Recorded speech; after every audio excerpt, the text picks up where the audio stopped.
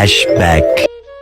কেউ কি বলতে পারবেন জীবন থেকে কেন সুন্দর মুহূর্তগুলো খুব সহজেই শেষ হয়ে যায়, খুব সহজেই কেন বিদায় চলে আসে?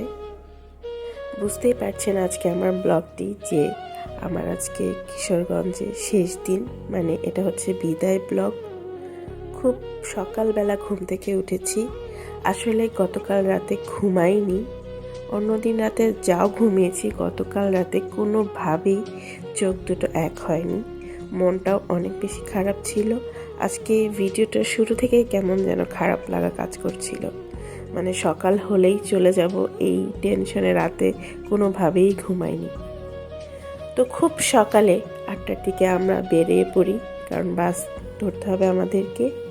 তো আগে থেকেই কথা ছিল যে আমরা বাসায় খাবো না, মানে সকালের নাস্তাটা আমরা বাহিরে খাবো। সময়টাকে একটু আনন্দ করার জন্য আমার বান্ধবী খুব চাইছিল যে আমাকে কিভাবে আনন্দের সহিত বিদায় দিতে পারে, যদিও বিদায় মানে কষ্ট।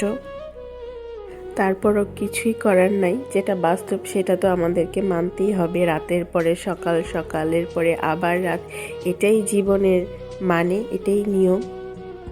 তো আমার বান্ধবীকে আমি বলেছিলাম যে আমি একটু গ্রাম্য হোটেলে নাস্তা করব, কিন্তু আমার বান্ধবী চাইছিল যে আমাকে সবচেয়ে ভালো কোনো রেস্টুরেন্টে খাওয়াবে।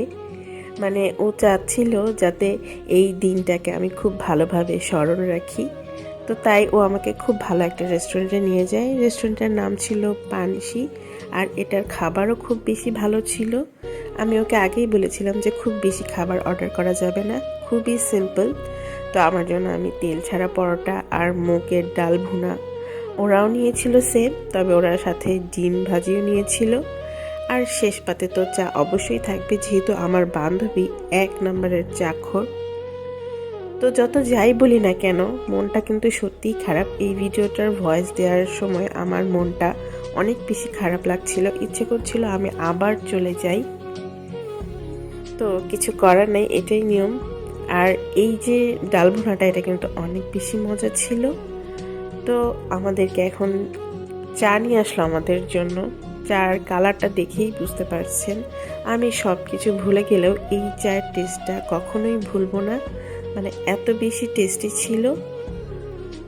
তো খাওয়া দাওয়া শেষ করে আমরা এখন বাস স্ট্যান্ডে চলে যাচ্ছি। মানে আমার ভয়েস দিতেও অনেক বেশি কষ্ট হচ্ছে, আমি দিতে পারছি না, এতটাই খারাপ লাগছিল। আর ভিডিও আমি সেইভাবে করিনি।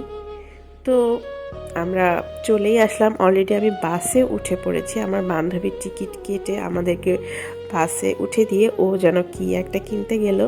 তো কিছুক্ষণ পর ও বাসে উঠলো, শখ করে 2টা মিষ্টি পান নিয়ে আসলাম। পানটা হাতে নিতে নিতেই বাসটা ছেড়ে দিল। আমার বান্ধবী দেখেন কিভাবে আমাকে বিদায় দিল, এটা মানে আমার এত কষ্ট দিচ্ছিল। আর সত্যি বলতে কি, আমরা যখন অটোতে ছিলাম ওই মুহূর্তটাও আমরা এতটা মানে বুঝতে পারিনি যে একটু পরে আমি চলে আসব। যখনই বাসটা ছেড়ে দিল আর ওর সেই টাটা দেয়াটার মানে দৃশ্যটা আমি কখনোই ভুলতে পারছিলাম না। মানে এখন দেখে আরও অনেক বেশি খারাপ লাগছিল। ভিডিও এডিট করছিলাম আর মনে হচ্ছিল আমার চোখ ছলছল করছিল। তো বাসটা অলরেডি ছেড়ে দিয়েছে, আমি অনেকটা দূরও চলে এসেছি। দেখেন গ্রামের প্রকৃতিটা কত সুন্দর, তাই না? অনেক সুন্দর। আমি কিন্তু জীবনে এই প্রথম একা একা মানে এত দূর জার্নি করলাম, আমার লাইফে ফার্স্ট। এর আগে কখনোই এরকম হয়নি, মনে হচ্ছে আমি অনেক বড় হয়ে গিয়েছি। তো এই তো এটা হচ্ছে কিন্তু কাপাসিয়ার নদী, নদীটার নাম হচ্ছে শীতলক্ষ্যা নদী, খুবই সুন্দর। আমি ওইভাবে যদিও ভিডিওটা নিতে পারিনি, আসলে বাসে আমি কখনোই একা একা চলাফেরা করিনি, আর ভিডিও তো অসম্ভব। তারপরও যতটুকু সম্ভব হয়েছিল মানে আমি পেরেছিলাম, নিয়েছি। এখন আমি গাজীপুরে ঢুকে পড়ি। তো এটা হচ্ছে রাজেন্দ্রপুর, আর কিছুক্ষণ পরেই আমার বাসা। আর অনেক আগে থেকেই আমার হাজবেন্ড আমার জন্য ওয়েট করছিল, আমাকে যেখানে নেমে দিবে মানে আরেক বাস স্ট্যান্ডে আমার বাসার কাছেই। তো সে আগে থেকেই আমার জন্য অপেক্ষা করছিল এবং আমি নেমে পড়ি বাস থেকে। দীর্ঘ 2 ঘন্টা লেগেছিল, 2 ঘন্টা পর আমি হচ্ছে বাস থেকে নামি।